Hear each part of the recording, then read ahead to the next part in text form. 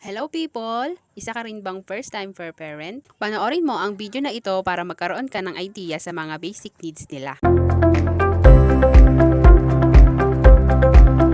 Bilang isang responsible na fur parent, dapat alam natin agad ang mga basic needs nila. May mga breed kasi na mga sensitive o madaling ma-stress, kaya kung mag-aalaga tayo, dapat may alam tayo sa mga basic na pangangailangan nila. Number 1, dapat mag-research tayo para alam natin ang mga do's and don't sa pag-aalaga sa kanila.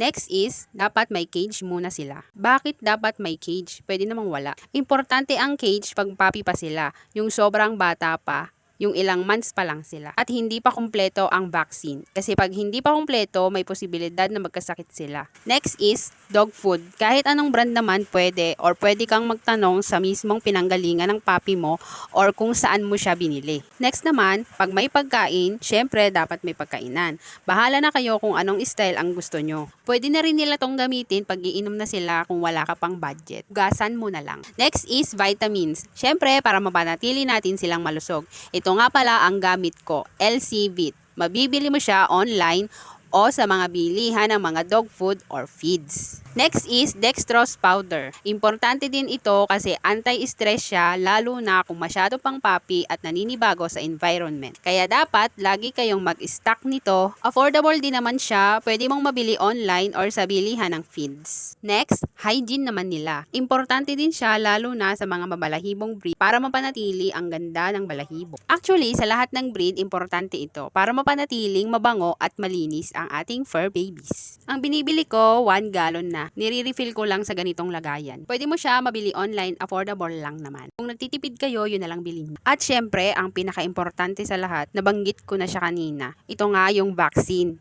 Dapat kompleto vaccine nila at deworm. Ito ang magsisilbing pang-protect nila sa sakit at pag kompleto na ang vaccine, pwede na silang gumala. So, yun lang po. Thank you. Sana po ay makatulong ang aking munting impormasyon. Kung gusto nyo pa ng more videos, please subscribe on my YouTube channel and click the notification bell. Bye for now from Bobby's Family.